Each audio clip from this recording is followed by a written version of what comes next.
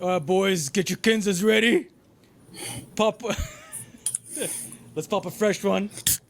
Oh yeah, here we go. Oh, That's a bit of a. yeah, that sounded fresh. All right, Diet Kinza, Diet Pepsi Kinza for the win, and let's start it.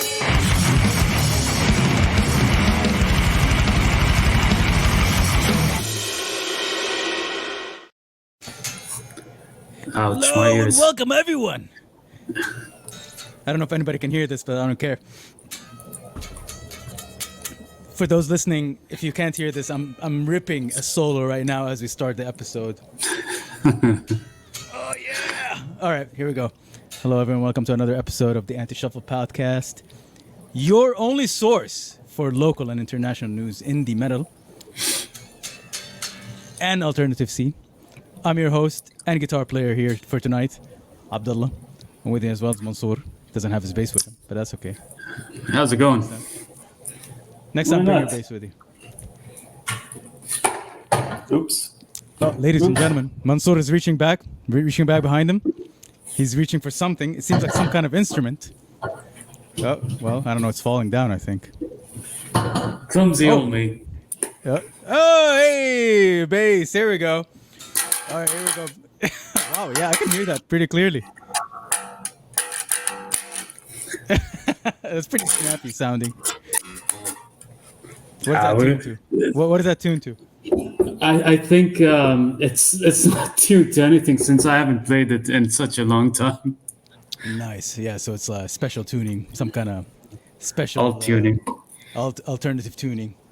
Just like us, it's the anti-tuning. Your guitar Oh, is yeah. tuned to the anti-tuning. All right. So we have a pretty good one this week. Yeah. I think it's all right, actually. It's not that great. It's okay. It's not the worst episode we've done. It's not the worst episode. It's not the best. It's It's not definitely not the best. just stick it out here with us. You might have some fun. I don't know. We'll see. We'll Yeah. see. We'll see how it goes. We're gonna talk about some music. We're gonna talk a bit about some news. You know the drill. Next week, though, 100%. We keep promising, but next week we have a great guest that's gonna be on our show, and I'm looking forward to that one. Yeah, definitely. But for now, let's talk a little bit about some news.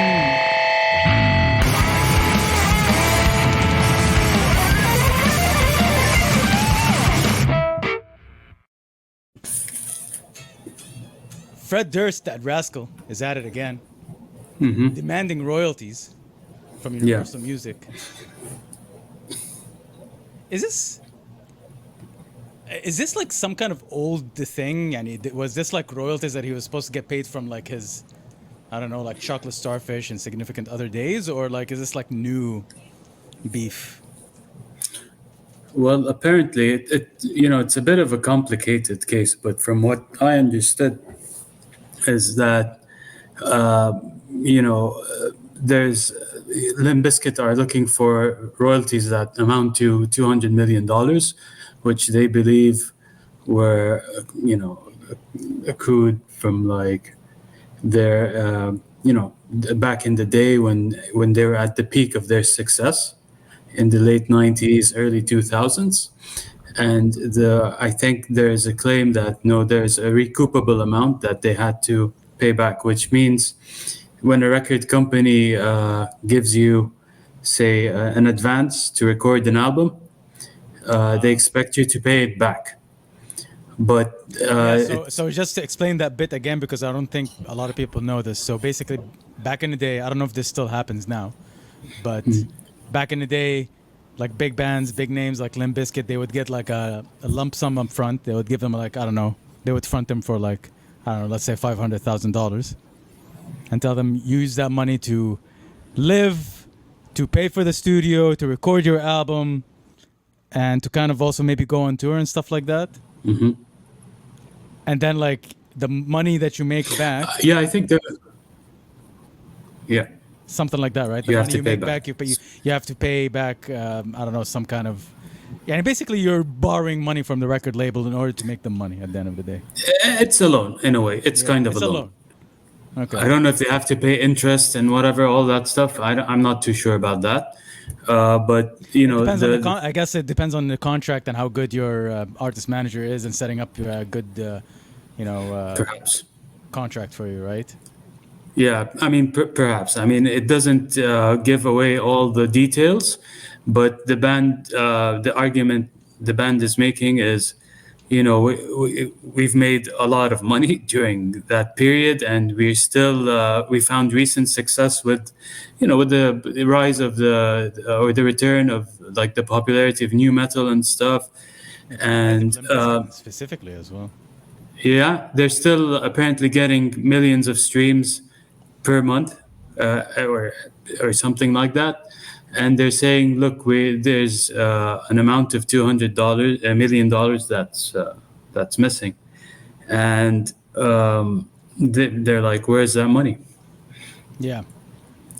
And Yeah. they're saying we have that money, but it was counterfeit. You had this one. You had that one locked in, huh? You had it. Well, I mean, you're gonna have to explain the joke. I mean, so there's a pretty popular song on the Significant Other record called "Counterfeit." So that was a clever play on word there from Sur. But just building on the idea of that, you know, Limp Bizkit is becoming popular again. So it's pretty common practice for. In the world of audio production and music, like there are companies that will release plugins that are amp simulations that emulate what real amps sound like. And not everybody can afford to buy amps. So, you know, as a guitarist, you might, you know, buy a plugin that sounds like your favorite amp so that you can sound like a certain way, right? Oh, I want that Marshall sound. So you go, you find a plugin that sounds like Marshall. Oh, I like Nolly from Periphery and the famous producer, you know. So you go to Neural DSP and you buy that plugin that he has there. So building on the fact that Limp Bizkit is making a comeback, a company called STL Tones made a plugin suite for his sounds, which again showcases how, like, you know, he's becoming, you know, the band is coming back into the mainstream, popular again. You know, people want to sound like their favorite guitarist, and you know that's like one of them is like Wes Borland, right? I mean, I got into, you know, like, I don't know if you know this, if I ever told you, but I got into guitar because of Wes Borland. Oh, nice.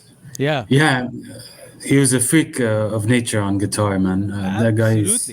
Absolutely. I mean, He first of all, like, if Limp Bizkit, like, if you just, you know, put Fred Durst aside, his rapping and like cringy lyrics and his vocals, whatever, the band is so talented. Like, they write incredible music. Like, if you just go listen to the music, it is incredible. And Wes is such a unique guitar player, and it showcases as well in the type of guitars that he has. He has like some pretty unique guitars. He has one guitar that's like a weird 4-string bass guitar hybrid thing. And it's just, it just showcases how unique of a player he is. definitely.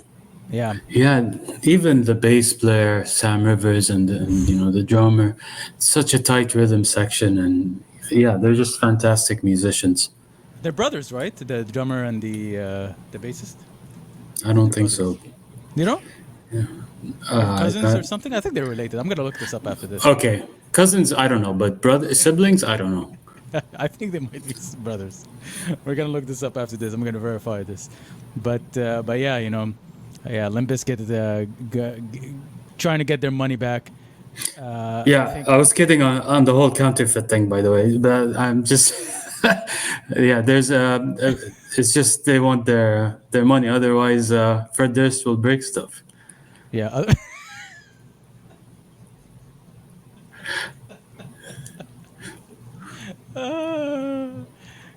He's gonna be sour. I don't know. Well, that's a pretty deep cut. You know, if you're into the first album, then you'll probably get that one. But yeah, I mean, cool, man. I hope they get their money back. I mean, I think they deserved it and earned it after years of service, right? Yeah. This was interesting. So Ola England, famous guitar influencer, owner and CEO, I guess, whatever. I don't know what title you want to give him, but owner of the Solar Guitars brand. Also, guitarist of The Haunted, also guitarist of his own solo stuff. Recently made a post on YouTube. Apparently, when he does his show on YouTube, when he does his show things, he'll play like guitar intros. He'll like make up music for each episode, and he'll play that. Like it'll have like backing tracks, and he'll play like guitar and stuff like that. And it's pretty like metal sounding stuff, right? He uploaded a video, and apparently got a takedown notice, a copyright infringement notice. So this typically happens if you put up a YouTube video with music on it that belongs to someone else. And the idea is that you shouldn't, money should go to the rightful owner of the music. Like if your video has music in it and you're making money, ad revenue money from the ads that are coming in, the money should go to the owner of the song or the record label or whatever, which is fine. But he got a copy strike on his own music, and it was, and when you look at who submitted this copyright infringement, it was like some Mandarin Chinese name, and it was something owned by the Tencent Music Media Company, something like that. Tencent is a famous, really large Chinese corporation that they make games. They're a conglomerate, right? They have a lot of areas of interest. And I'm not saying it's Tencent themselves. I'm sure it's at the end of the day, it's a large distribution company, and I don't know what's the story there. Like, he wasn't very clear about it. But basically, it turns out that there's a guy on Spotify who would take his music, pitch it up a little, slow it down, and then post it on Spotify under his own name, and to make money from that. And that's why he got a copyright infringement from it, because YouTube thought it was a song that belonged to someone else, not him. Yeah, I saw that. That was insane. It's insane, and it's quite aggravating and annoying as well. I really hate this AI trend that's happening right now, and this trend of like music being stolen and things like that. So you have this story of All England, like music is being stolen, and it's being pitched up and pitched down, and then he's getting copyright infringement on his own music. And then, dude, I have not been safe from AI music on music platforms. I don't know what is up. I don't know when are they going to fix this issue, but I am so sick of seeing music being uploaded under the name of my favorite bands, and then it turns out that it's not. It's like some weird garbage AI music with this like weird artwork, and it's even throwing me off to the point where music that's actually being released by my favorite bands is I'm confusing it for AI music. Recently, Fuming Mouth released like a single, and it's the picture of the lead singer, like a kind of a portrait or something like that. And I thought, oh, this is some weird AI thing, but it turned out it's actually their new song. I just hate this trend so much right now. Yeah, it's a pity. I watched the videos. Insane. I mean, it's I felt really bad for All England. I mean, to get that, because he's, of course he's a full-time musician, but he's also a content creator, and this is his bread and butter, obviously. So he makes music as content as well. But to get slapped with that kind of notice, and I'm curious to see how this transpires. Like what will happen next, if he gets a response from that artist or whatever. So basically, so what happened was, the copyright infringement case, was whatever. Like YouTube told him, hey, there's a copyright thing. You're not going to be able to make money from this video. So he went. He there's a way to kind of fight that claim, right? Respond to that claim, and he did. And they came back and they said, no, the copyright owner still thinks that you're in the wrong. And he was like, no, this is my own music. So he resubmitted, and he showed evidence and things like that. And then they got back and they're like, oh, they dropped it. Khalas. Like, yeah. So okay. But I don't think he wants it to end there. I don't know what he's going to do. He shouldn't want to end it there. But the thing is, like, he said it even in a video. He's like, I'm just Ola England. And that's Tencent Media Company or whatever. Tencent is like a huge Chinese conglomerate, you know, like he can't, Yeah. like they have all the time, all the money in the world, and all the lawyers in the world, and he's like all of England, you know, whatever. As famous as he is, he doesn't have the resources and the money to like waste on fighting such a fight, you know. Yeah. Yeah. But hopefully, like this kind of video will make it public, and it'll, public opinion will sway it towards him, I guess, more. We'll see. I'm interested to see what happens next. All right. Yeah, but that's it for news, buddy. Let's get into some music.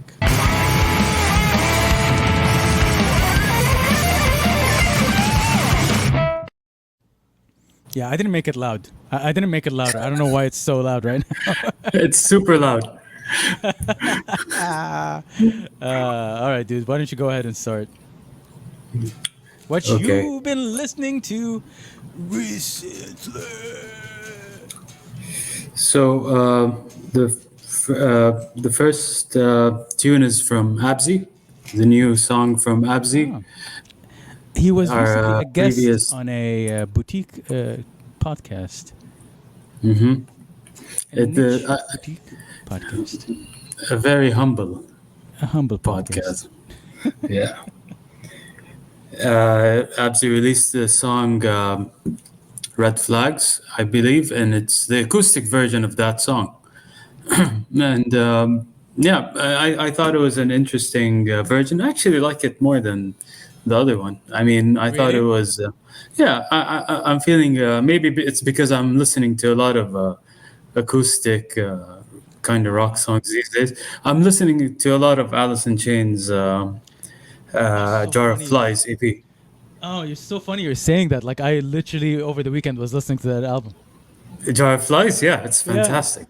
It's such I a just- good record, dude. Oh, I was listening to it. I was like, man, it's been a while since I heard it. And like, you know, that record, you always come back to it and you just remember how good it is. Yeah. Just the vocals, the performance. Like Jerry Cantrell at his like peak. Yeah, such a fantastic songwriting. So yeah, I mean, maybe that's why I enjoyed it a lot. But no, I mean, it's a very good song in and of itself. No, I mean, putting all of the Alice in Chains stuff aside. But yeah, I thought it was it was a good rendition, and yeah, I never thought, like, when I think of like modern metal, sometimes it's very hard for me to imagine how a song can be translated to the acoustics, as an acoustic song. Whereas like grunge 90s songs are easier for me to imagine as, acoustic songs, but modern metal is very difficult. But I think Abzi nailed it, honestly. So good job, Abzi, man. Really good stuff. I think his music does lend itself for being translated to acoustic. And to your point, yes, Yani, there was an era where like a bunch of bands all of a sudden did like unplugged versions of their songs and it translated perfectly. Pearl Jam did one. Yeah. Nirvana obviously had a infamous, whatever, one. So like, yeah, their music translated to that. Like, it's hard. You'll be hard pressed. Except, remember, like from our episode of the top 5 prog albums, and I selected the contortionist language. Yeah. Did you hear the version, the rediscovered version? No, I didn't. Listen, you enjoyed that record, right? Like you when we were talking about it, you said you loved. You need, Yeah, I like, loved it. after this episode, you will go and you will listen to the rediscovered version. You will go find the rediscovered version on Spotify or whatever platform you use, and it's the last 4 tracks or like 5 tracks on the album. It's basically an interpretation of 5 songs or 4 songs from that record in a kind of almost acoustic, stripped down version of the songs, done live as well.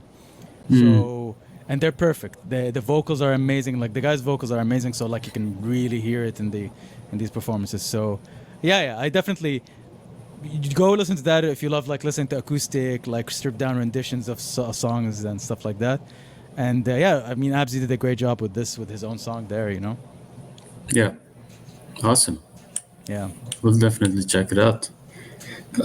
So my other and last choice for this week's episode is 7 Hours After Violet, their new song "Cry." So this is one of the projects of Shavo Odagian. I'm sorry if I'm not pronouncing his name correctly. From System of a Down, the bass player from Yeah, System of a yeah. Down. It's pretty He heavy, played. right? I didn't hear the song yet, but like it's heavy stuff, right? It is. It's very modern metal sounding. You know what I mean? Like lots of shugging riffs and and a mix of like clean and harsh vocals and yeah. I mean, it's very interesting, very different from System stuff. Um, I thought it was an okay listen. It wasn't like amazing or anything, but I thought it was decent. But I'm curious to check out the album. Yeah, I didn't like. I heard a preview of it a little bit. I think when he was teasing the song or whatever, and I kind of was like a bit shocked, like the way it's. I'm not expecting it to sound like System of a Down, but I did not expect like that kind of project to come out of him because all the other bands had like projects that kind of looked, I guess, a little similar to a little close to what System of a Down is doing, or at least within the realm of alternative, you know. Yeah. So it's kind of weird to see him go like that heavy. But yeah, in any case, so what I have been listening to, you ask Mansoor? I will tell you Yes, what I've been sir. listening to, Mansoor. I've been listening to the new Scowl. Scowl released a new single, the punk rock outfit that has seen a fair bit of popularity in recent years. With the resurgence of punk and hardcore, they're like they're a hardcore band that's leaning more towards the punk sound, right? Good track, really high production values. It's good. I enjoyed it. I personally, enjoy other bands within this genre a bit more, and I think I really liked some of the other stuff that they released previously. But yeah, it's pretty cool. I would recommend, definitely recommend listening to it. It's fun listen as well, and with really high production values. The Scarab is the other band I've been listening to is a hardcore band called Scarab that released they released a couple of songs, 3-minute Detonator. Pretty excellent tracks. I really like that really weird tremolo, like monster-like vocal effect that that they do in some of these songs. That's probably it's a signature of their sound, I guess. But yeah, definitely worth checking out if you're into like hardcore and stuff like that. It's a pretty cool listen and pretty heavy. Just goes hard. But those were like okay, like stuff that I'm listening to. But really, a bit of some of the standouts from this week is Chat Pile, Cool World. They recently released like a new record called Cool World. They're like a noise rock outfit that released their record last year that was pretty well received. And I really like this record. It's really, really good. If you're into noise rock, if you're into bands like Ken Mode, Daughters, then you will really like this as well. I highly recommend checking it out. I think also what I like about this record, it's a bit more, the vocals is a bit more performative. Like there's more, a bit more singing, a bit more growling, and more traditional kind of vocals. The previous records I felt like were more spoken words kind of feeling, as much as a spoken word like in a noise rock band can sound. But anyways, really enjoyed it. Yeah. It's a cool Very good album. Yeah, it's very, very cool and very interesting and unique. Yeah. I only got the chance to listen to half of this record. The Vomit Forth released their new record, and I really like this death metal band.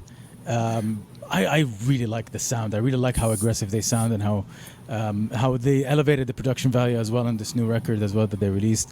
Really looking forward to listening to more of it, this record. But the first half of this record is really just goes hard. Does this really good thing of mixing death metal elements with hardcore elements as well. Just really good modern. As modern as a death metal record will get. Like this is for me. It's really good. But that's it in terms of just some of the random stuff that we've been listening to this week. How about we talk a bit about our highlights? And what do we have here in terms of highlights? Okay, your song is up first. So your highlight for this week is a song by The Cure. I didn't know that they were releasing a new record.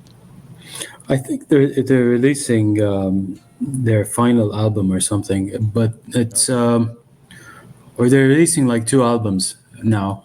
This is one of them. It's called Songs of a Lost World, but they released the song Alone not too long ago, and yeah, it's a really good song. And I'm not like a huge Cure fan or anything. I love a lot of their singles, but I thought, Disintegration is one of the best albums of all time.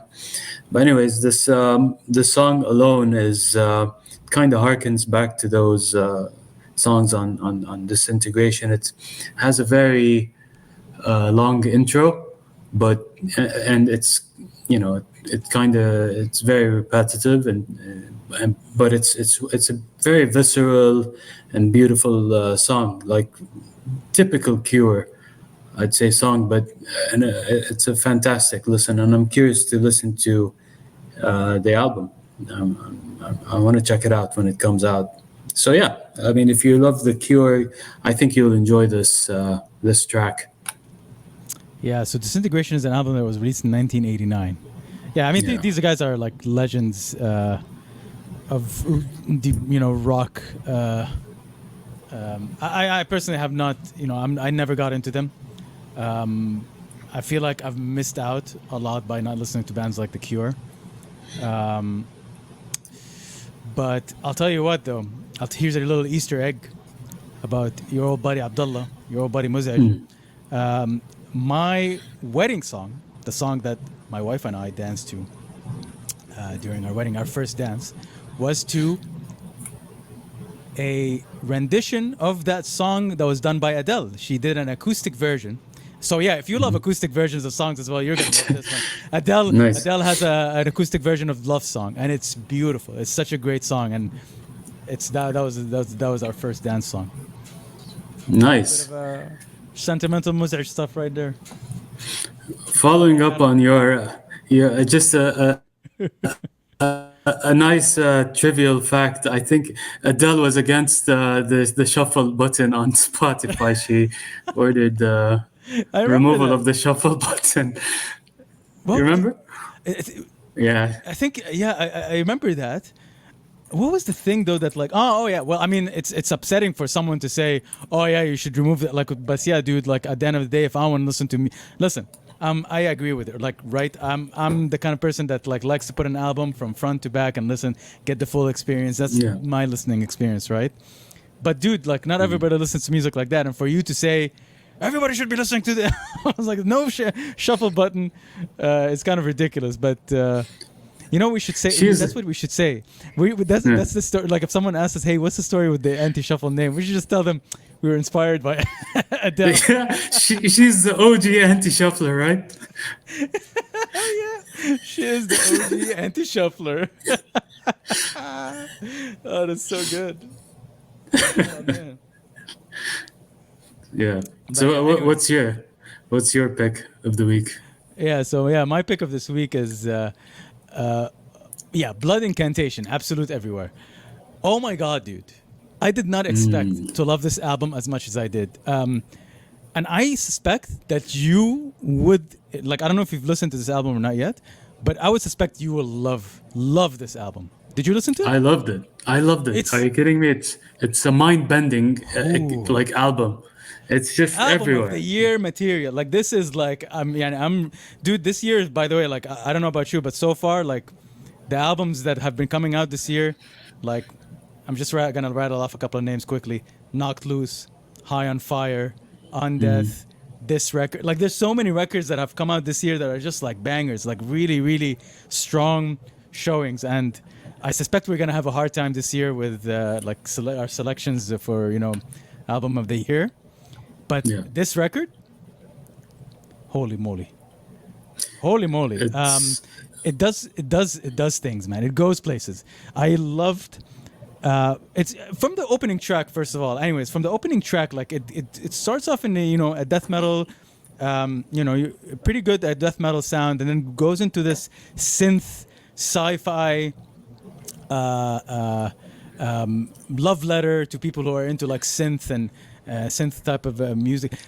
It's I just love how it blends these different elements of death metal, prog rock, and not even like I'm not talking about like I'm talking about like old school prog rock. Like there are songs in there that are like honestly sound exactly like something that would be out of a Pink Floyd record, or a or whatever, a Rush record or something like that from back in the day, you know. But they do it so well and they do it so tastefully and effortlessly as well. I love this album from front to back, and I suspect that you love the last track as well because it's a long, it's a long track that just goes places as well, and it was such an excellent closing track as well.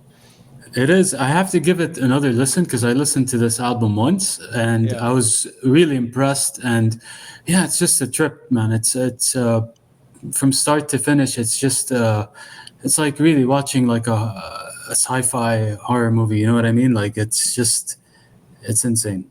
Yeah. It's really insane. Yeah, they go. I I think they've always done this like high concept sci-fi concepts with their records. I mean, this is the record that got them famous, Hidden History of the Human Race. And I remember like listening to it and being like, okay, yeah, it's okay. It's, you know, it's good. Like not being that thoroughly impressed by it. But, and then this record, I think I heard it as well. And I thought it was actually, you know, I need to go back and listen to it because I remember thinking it's kind of boring. But this is incredible. This record is just something else. It's incredible. It's, again, like I said, it goes places. It's got a lot of range, and it does the death metal thing really well. It's like, it's pushing the genre forward. It's pushing death metal forward. It does the old school death metal thing with like proggy elements, with synth, with sci-fi, high sci-fi concepts. It's just so good. It's just so good. yeah.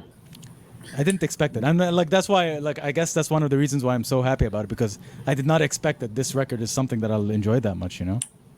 You know, you should do that thing where, you know, when you watch like a music documentary and then some guy comes on and he's like, I saw that band playing live and I told the guys this band is going to be the biggest band in the world.